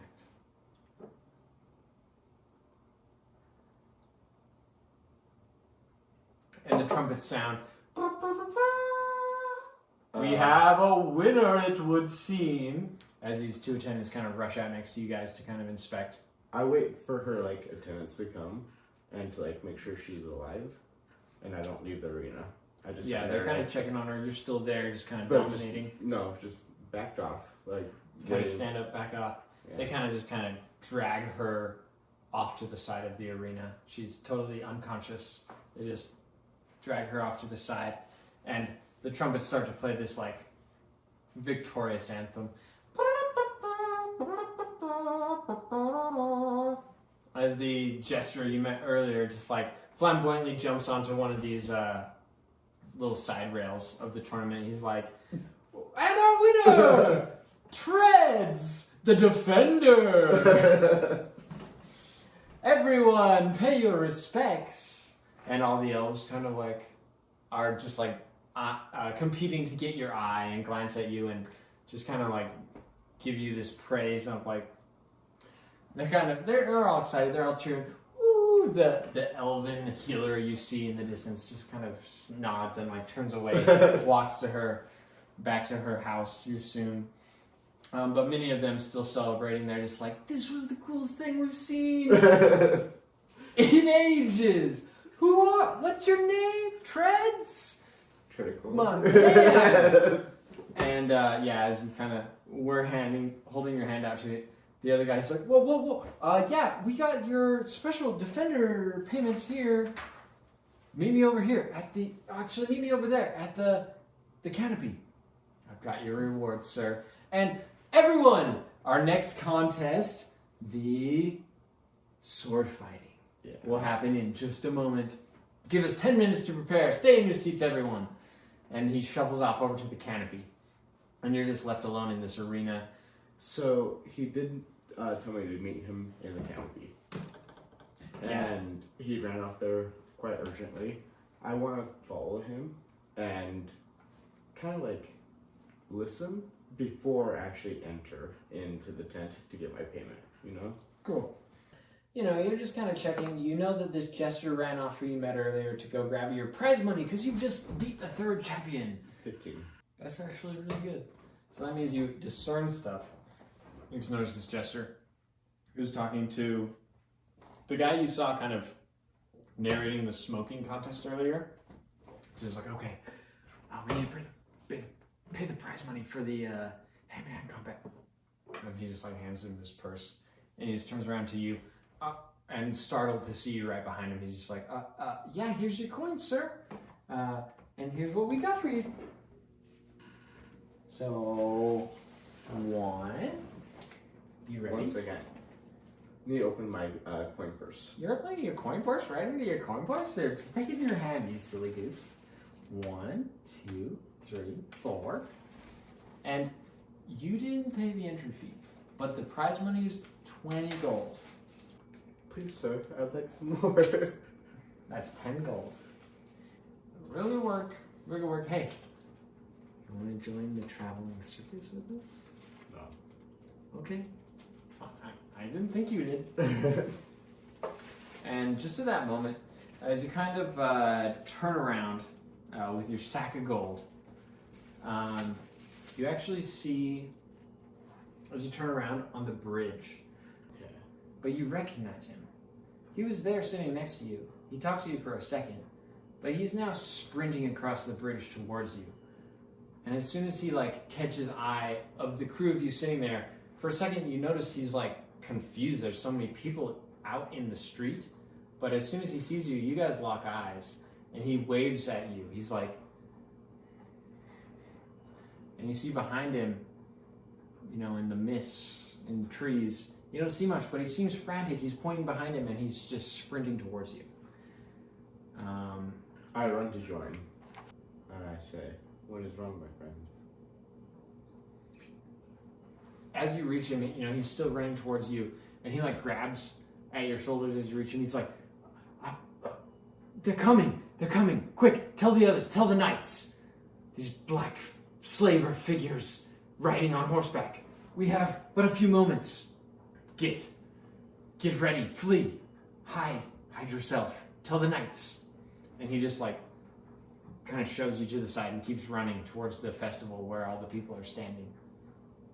What you gonna do? Is he still within earshot? Yeah, he's running away. He's probably 5 feet or so at this You point. tell the knights. I hold them off. He turns back to you surprised, kind of almost. He seems really annoyed at first, but he sees you and he's just I'm going. Do what you can. And he just keeps running towards this crowd of people. And as he approaches them, he starts grabbing them and just shaking them and shouting. And you can hear him saying, "Run! The black slavers are coming." But as you have your action, you can... Gymnastics or tumble my way up Sure. to the very top of the roof. Yeah, of On the inn, yeah. which is nearby. And I just want to be on the roof and kind of stooped. Okay, roll. Acrobatics? Well, actually, yeah. Do you acrobatics is kind of more cliche, or not cliche, but niche. Yeah. I feel because if you want to describe how do you get up there, do you do backflip? I could be wrong. Maybe I'm a bad DM. Actually, I'm thinking just more parkour, run up, jump, and Yeah. run, and That makes sense because there's definitely a point at which you would fail. yeah. So roll a acrobatics check.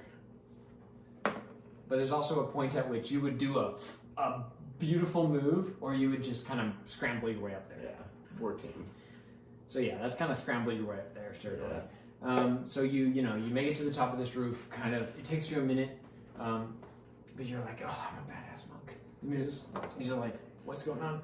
And as you turn around, you kind of see in your peripheral behind you, he's telling people and urging people and just cautioning them, and they're running away from the festival as he's just kind of shouting, this furball who ran past this buff barbarian guy. But you're just kind of up on top of the roof, just staking it out, seeing enemies are coming. And in the distance, through the mist kind of that's blown in from the ashen woods, you see once a black horse on the horizon kind of riding up to you guys. Yeah, so you see these figures coming through the mist, this man on horseback with this spear, and these other men with flags and spears, house pointed, in this silver armor. They look very much like the Knights of the Word, just metal plated, but they're coming to get you and the Knights of the Word to fight you, it would seem. So you see them poking through, one and then 3 of them following, but they're still a bit a ways off. Are they coming from the mist, or to the east? This but they're trail, coming through the mist? and from what you know, this trail kind of leads towards Ozar. That they're coming from. They're coming from Ozar, it would seem, the city of elves and slavers, and they are, headed your direction. But you just catch the glimpse of them. They're, galloping as fast as they can, just headed down your way. What you doing? Can I cause a distraction? You could certainly try. How? Well, if there's only 3 of them, I'm on the roof. I want to jump down and get behind them, and then I kind of want to intimidate them. So I have darts. I have 10 of them, but I'm just gonna do this. I'm gonna throw 2 of them just to hit their helmets. Okay, so if that's your intention, there's a second that would happen before you'd be able to jump behind them. Okay. Because they're a bit ways off. You just see them coming through the mist, these 3 approaching. So as they're running up towards you, you're a bit off actually, maybe 30 feet on top of this roof up here. And as these men on horseback kind of approach, they get quite a ways towards you, and you're thinking, yeah, I'm going to jump down behind them as they approach the bridge. And then you see a couple more horsemen riding up. And you know, you kind of have a second to second guess yourself as they cross the bridge. So this will be the bridge, and you're like on a rooftop up here. I don't jump them, but I jump down to them. Okay, there are other horsemen behind you, so any kind of precautions you can take. You can try to hide behind a tree as you jump down. You can jump down. You're like on the river, and this guy's crossing the river right now. I jump on. Is it a covered bridge? It's a stone bridge, yeah. It's a wide bridge. Okay. For at least 2 horses to cross. I go to stage right. Yeah, so there's trees all throughout, so you can hide in these trees over here. That's what I do. Oh, I should have grabbed these earlier. I jump down into the trees. Yeah, you're behind and I'm tree. watching all these horsemen go by. Yeah, they look like they're the Knight of the Word. The bridge is right here. They look similar to the Knight of the Words. They're dressed up in, you know, plated armor, heavy armor, because both these factions wear armor, but as the other guy told you, it's black slavers. And a couple of them, their flags are black. They have black hoods. You can investigate. Actually, can I just take out the last rider? Yeah. If you want to weigh in late for the last rider, is that what you want to do? Just like kind of wait for them to pass? Okay, because those 3 kind of ride in, and they're kind of nearing the area where over here the arena was set up. And the crowd is dispersing and fleeing off to the city, or the others are fleeing off into the woods, kind of disappearing. There's only a few people that you kind of see around the arena, but these 3 men are making their way up there. And these 3 men are kind of beginning to cross the bridge now. And as you're about to jump them, you do notice, though, kind of back in the back, there's more men or elves on horseback. Some of them without helmets. Many of them, though, featuring helmets. And you know, it's hard to tell what race they are. They're taller than men. You think they're elves, but you could jump one of these horsemen if you wanted. But you do notice more infantrymen just like sprinting up behind. These look like more patrons for the sword combat instead of actual enemies at this moment. But they did come from the mist, so I want to investigate the mist more than I want to investigate these people that came. And they do seem to be charging with the horsemen. They're kind of just like sprinting to keep up with them. With their weapons drawn. Axes and swords. And they seem to be sprinting quite fast. Like they're coming up towards you. And the other knights these 2 horsemen are just barely crossing the bridge, and you're just hiding behind a tree, just kind of like circumventing. So, observing. What I want to do is I want to wait. Does this bridge, when they get over into the town, because they're going over a bridge right now, right? Yeah, they're going over the bridge, and the inn at the riverside's right there too, on the left. You think they can't? They'll definitely see that inn. They'll definitely see the arena of men fighting. I actually want to be right on the bridge right now, separating the infantry from the cavalry. Okay, so once these horsemen pass, you kind of jump onto the bridge? Yeah, and I just stop it. Like, stop the separation, yeah. That makes sense. So yeah, these horsemen run up and kind of all take a line around or just like in front of this arena. And you see in front of them these 2 swordsmen just like dueling with swords, right? Inside the arena, they might be elves. They're not like well armored inside. It's just like a contest. Yeah, they're just they're like peasants fighting almost, but cheap townsfolk. You know, they don't have like full plate armor like all these other knights. Yeah. Who are just charging in. So, but you jump down as these other men are approaching. And, you know, the sight of you, that kind of like caught off guard for a second for sure. And some of them kind of falter like, we were in step. And these first 3 seem a bit scared of you for a second. Although one of them like ventures forward like, why are you guys scared? You can hear him shouting like, muscle through. So he charges?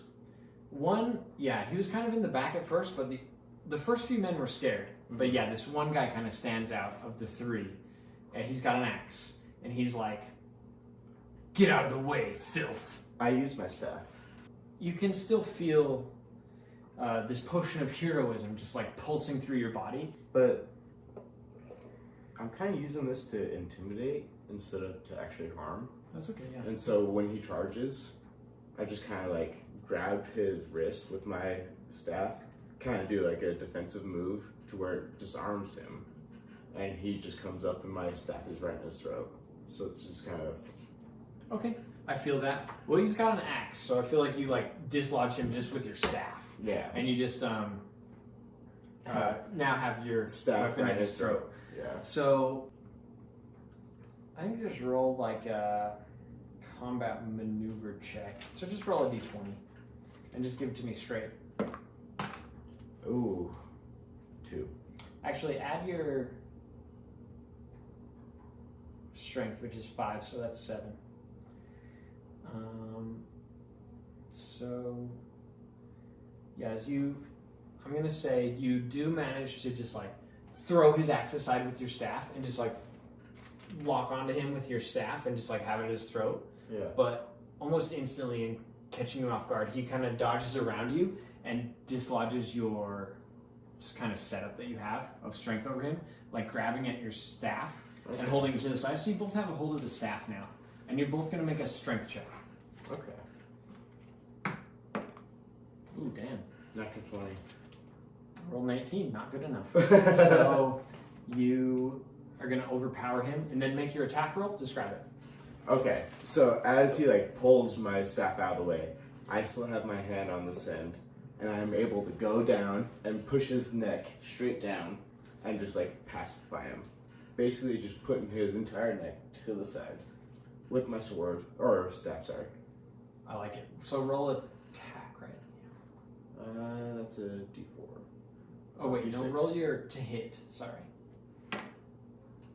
15. That'll hit. Roll your attack.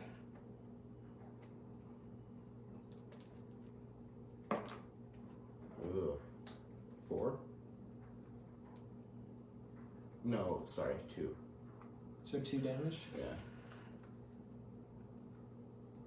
And then roll for me real quick another combat maneuver check. Give it D20, roll it straight. Tell me what it is.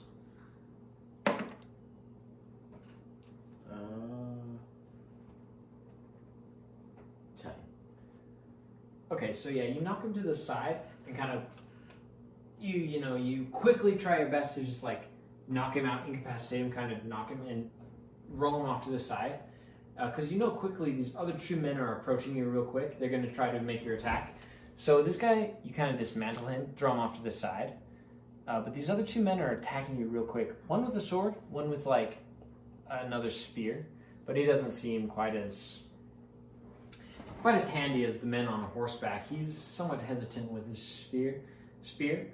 But the other man is thrown to the side, almost falling off this bridge to the side and kind of just like catching himself on the side, but somewhat wounded as these other 2 men approach you. So who's within my combat zone? The 2 or the 3? Just the 2. Okay. The other guy seems like out of the fight for a second. I kind of want to just like take out the spear guy. Just like, do I have an attack right now? Or should we roll initiative? We're gonna roll, but you have a second to find out what you want to do. I want to like kick the spear to break it, and so like there's no point on it anymore. And then I want to attack the sword. Yeah, so just kind of channeling your chi and waiting a second. You see the spear guy almost awkwardly kind of drawing to attack first, and you go ahead and roll for that attack to dismantle that spear. 18. That definitely hits. So you break the spear and kind of knock him to the side. So as these 2 men approach me, I can obviously like hear, just like as I meditate and hear these people approaching. The man with the spear and the man with the sword. The spear is obviously longer, so all I do is like kick it and I just make sure that the head is destroyed. And then as I do that, I come down for a punch on the man with the sword. So roll your attack. 14. That'll hit.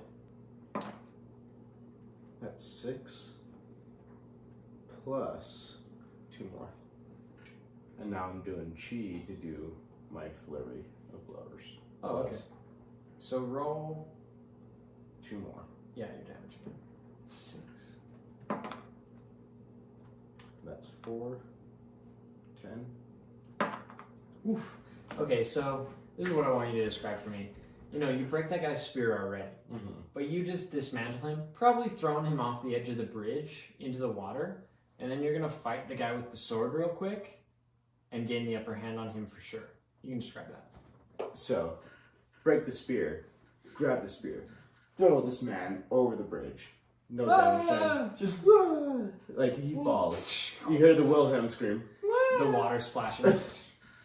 And then after that, I just turn and then I just do another like quick slide, grab the helmet. And I want to describe this real quick. I think as he like goes in for a slice, you kind of like almost with deft speed just kind of like zoom in past his sword slice and grab him, grabbing his helmet. I grab his helmet, his neck, and then like his waist, and I just do like 100. Throwing him onto the ground, and then just like completely dodging his deft strike at you as you like throw him onto the ground. Just do a combat maneuver check for me real quick, actually. As behind you, you glance and you see more of these infantrymen coming up the road, 3 of them with spears and swords, and they're headed for you as well. Is this guy's combat thrown into the strength or water. dex? It's just it's just a d20. Okay, I did 12. 12. But I thought you would have a... So here's what this is. For a combat maneuver that'll pass for this, you kind of knock that guy down on his head and then throw him onto the opposite side into the river as well with the other guy. As you notice these other 3 I honestly infantrymen kind coming of up want the to road. make sure that like, since I'm on the bridge and there's a river below me, I want to continue to keep like the mass death like to the minimum. And that's why I just want to throw them into the river. Yeah. So it seems like they're probably alive, but you make a perception just to check it out.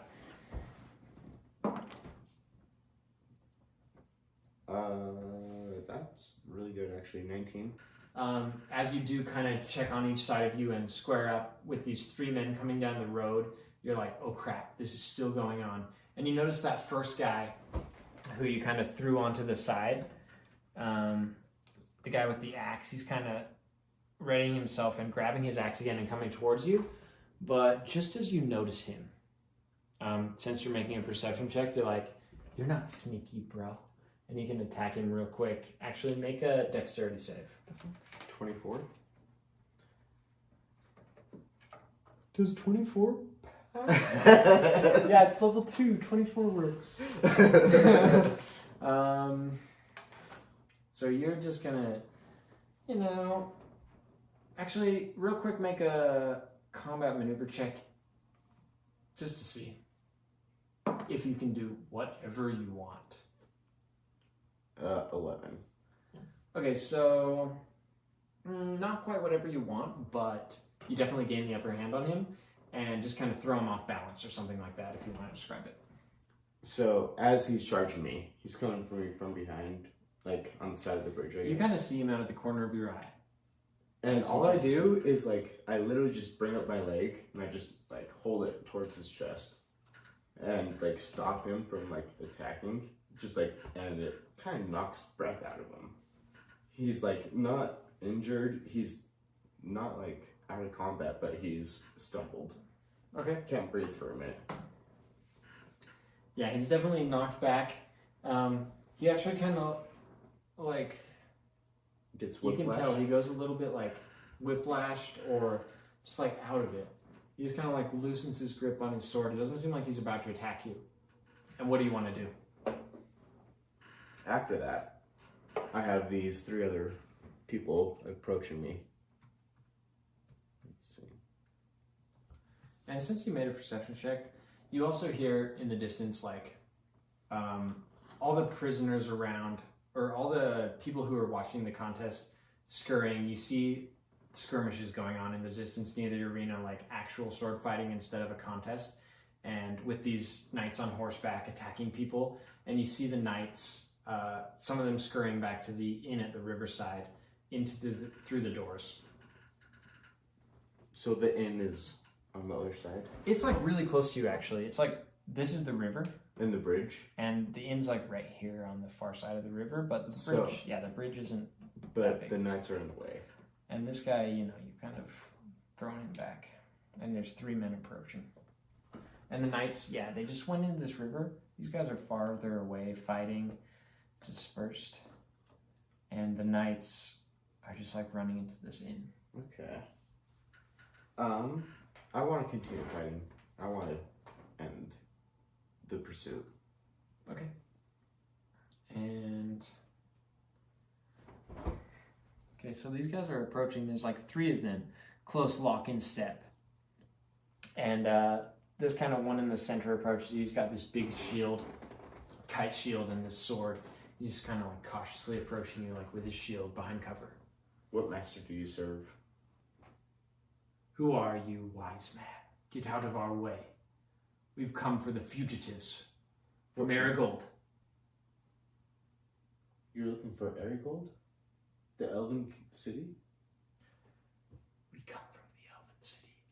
Clear out of here. We will not catch you. I have many men with me. If I can get them out, will you slaughter them? I see none but you, strange man. I have many friends and allies within the walls. What would it take for me to defer you from attacking the city, destroying this? You know that we have very little left. Make a perception check. Or persuasion. Or intimidation, you choose.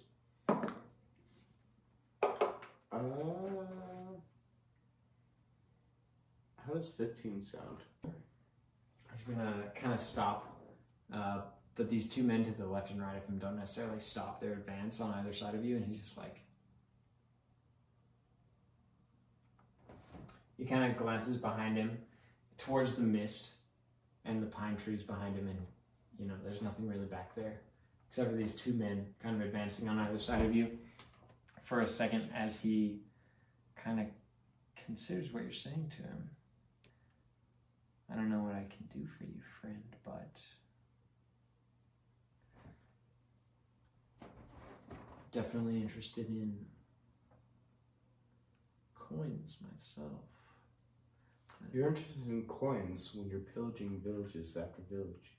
You're on your way to Errigold. There is so much more there. Why take from the poor?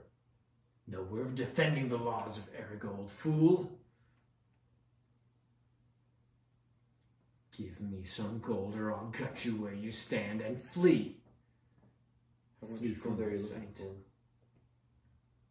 for? He surveys you and says, how much gold do you have, peasant? I'll spare your life if you have enough. I have 2. And I do intimidation. Okay, do it. 12? And he says, 2 gold. Maybe I will spare your life if you give it to me now, as he thrusts his sword up near your face. But a bit away, it's about a foot away still. And he's like, give me your gold, you fool, and flee! Can I do Sorry. just an action roll? Just for character? Yeah. Do you want to use a chi or not? I don't have any tree right now.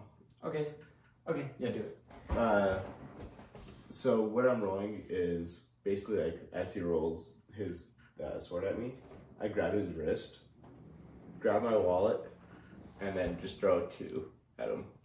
2 gold coins right in his face. Okay. 10? I will allow it. This goes as you see fit. Throw him right in the face. He's like stunned as these 2 coins hit him near his eyes.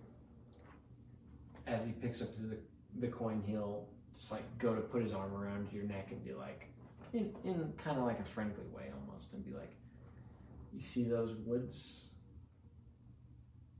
Hide yourself, kid. And he'll just like pick up these coins off the ground and just like shuffle on with his men as you're like kind of behind them now. And they're headed across the bridge, towards the town right behind you. And, that puts you over here. Wait, they head into the town? They're still headed on into the town, yeah. I thought I was keeping them from the town. You thought you were keeping them from the town? And in the distance you see more infantrymen coming through the fog. More of this same clan with their black hoods and their flags of red and black coming through the mist. I go to the inn. Yeah, so fleeing, you kind of dodge behind these guys as they're headed into town to join their men on horseback in their fights. And you head into the inn. As soon as you enter in the door, basically there's this one knight on the side of the door. I've seen you before. What are you doing? Are you getting out of here with everyone? Go to the back of the inn. We're loading up the carriages. I know it's. I'm coming with you. Let's go. I follow. Yeah. Is Orin? Speak your piece. Is Orin around?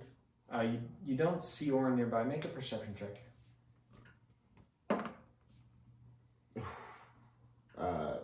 4. There's basically no one in the inn. You see a few of these like peasant freed slaves kind of rushing out this back door that you didn't really even know was there, but it's just behind the kitchen, and that's where this man by the door is kind of escorting you now as well. Okay, I follow. Very determined. Yeah, and you guys are just like kind of rushing as fast as you can out the door. The guy actually turns around for a second, just locks the front door and runs with you. And as you kind of get behind the kitchen, there's this pot of stew brewing, but you guys exit this back door and you see Kor, this other knight of the word who was there. He's like, the boy, let's go. Quick, grab in the carriage with the other freedmen. We'll flee out of here in silence as fast as we can. We have to get out of here to Iron Haven. And so there's this carriage. You see kind of these freedmen that you see before, or you saw before the other day. They're kind of huddled in the back of this carriage, and this other carriage is kind of headed off almost towards the north, which doesn't make a lot of sense. There's no path that way. They're headed into the trees, and they disappear quickly in the brush. But a few of the peasants kind of eye you. They look in ill repair, and some of the knights who are at the reins of the horsed carriage kind of like are like, quick, get in, everyone, we're leaving. And they like go to like whip the horses as the horse and the cart kind of starts trotting along. Can I do like a weird like cinematic move? It's like where I look at the carriage and I look back on the path but down to the inn, and I just sit there and listen. Yeah, make a perception. Well, just like a brief moment listening, just like right in the moment. You're a monk. You can do whatever the fuck you want. That's a 15. So I'm sitting there listening.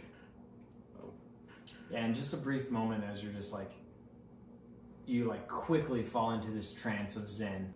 And on the far side of the inn, you can tell there's swords clashing and spears and blood being spilt near the arena. And these arena walls, these little fences that they had just constructed, being broken down as bodies are impaled upon them. And you can sense and hear more infantrymen rushing through the mist across the bridge towards the town, where these festival folk fend them off, as well as a few other elves and men from the knights are locked in mortal coil. The inn itself, the town, is silent. Some elves seem to have returned to their houses and passed by completely unnoticed. You almost notice the elves just being in almost a zen-like state as you are, as they are sitting in their homes meditating. You can almost sense all these bodies, like the children and the mother who you sensed before. She's urging them to just channel this sense of oneness with the universe as you are right now. They're all meditating inside their little huts as these men outside are fighting and killing each other.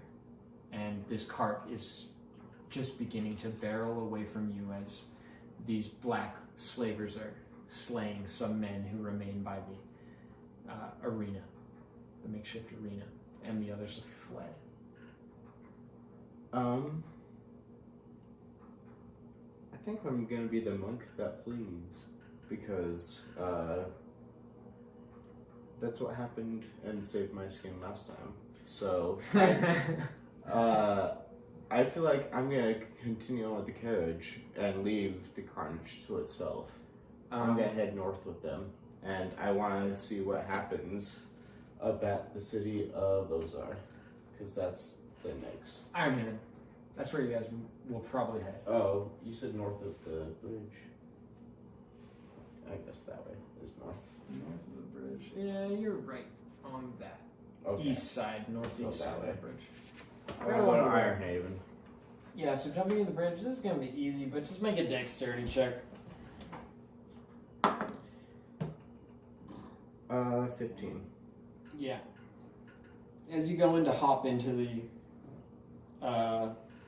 cart that's just beginning to take up speed away from you and flee into the trees, you are quite easily able to jump on in there with the other freedmen who are just like huddled around and scared and just like, oh, you made it, let's go, quick, hurry, Cor, run! And Horse with us. yeah, he's actually whipping these horses in the front of the carriage. As you guys kind of are catching up speed now that you've joined them, they're just like eager to flee as fast as possible. And in another carriage to the left side of you, quite a distance ahead of you actually, but within eyesight you see another carriage fleeing. And you kind of see an heavily armed figure in the front, which you assume is Abraham. And you guys are running off into the distance behind you. As you look, the black slavers on horseback are still slaying anyone who remains at the arena, and they seem to be winning. And all the other remaining contestants, jesters, and elves are just being slain, and blood is spilling behind you as this cart just like barrels on into the distance. And yeah, anything else you want to do? So I hear the carnage, I hear the death, I hear the screams, I hear all the blood spill. But I know if I went back, I would not be able to help. And so instead of looking back and crying, I lean forward with determination. Yeah, for kicks and giggles, roll a stealth check. I don't have very good stealth. 10? Okay, as you guys are just like barreling off into the distance, you're going north, but in front of you, the other carriage kind of turns to the right and barrels off, and you can see Abraham with his kind of white, blonde, and red beard just kind of motion off to the right, and you guys make a sharp turn to the right. Make a dexterity check for kicks and giggles. Okay. Ooh, dude. I think I got like a 3. Yeah, as you No, guys... okay, 6, but either way. As you guys turn to the right, Cor kind of, like whips the horse and catches this rock as the right side of the carriage you're all just huddled in the back of, just kind of like is thrown up off the ground, and one of the peasants is kind of flown from it. Actually, make a dex save. To save the peasant? Save yourself as you're kind of thrown out.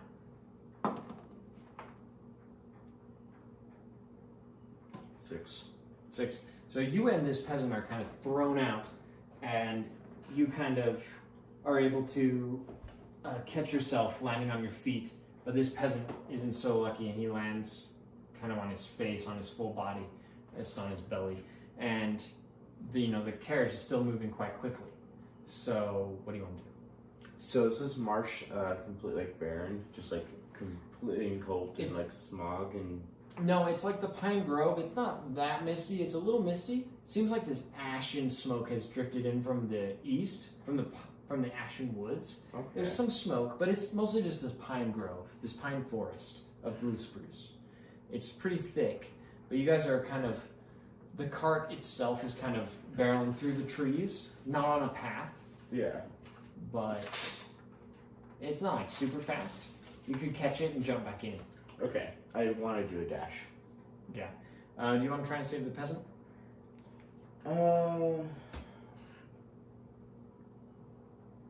Can I just see like how trapped and like?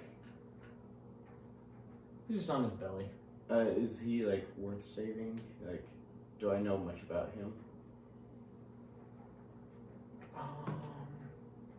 It's actually that boy you met before, Kelton.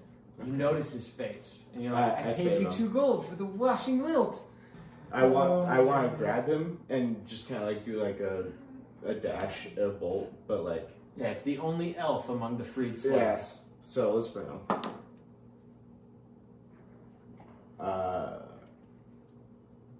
So my dash would be acrobatic. Can it be strength or dex? It can be dex. That's what it's. Or strength. Actually, I meant to say. Is that a potion done? You feel your potion wearing away. Okay. I do dex. Okay. That is 19. That's amazing.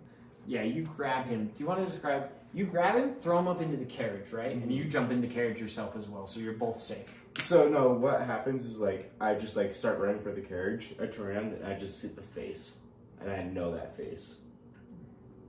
And within my chaotic neutral soul, I knew that we needed this elf with us. So I grab him, and I just grab him by collar and belt, and then after that, I do. He just like lands in there amongst the others. Yeah. And then I just jump in. Safe at last. You actually start slowing down, and it seems like you get to this point where.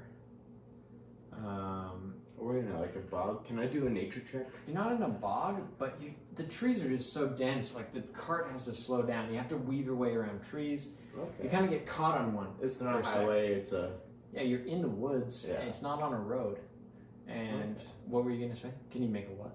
Nature check? Yeah, you can. Anything you want to know specifically? So I want to know like how far east we're going, and how far it is to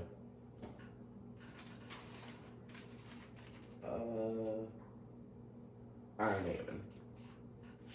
Yeah, so you still have this map. You know it's Well, because we're on the road. I know we're going east. You know you have this map in your hand, but it's Glawthorn's map. Yeah. But you don't know where Glawthorn is, but you have his map now.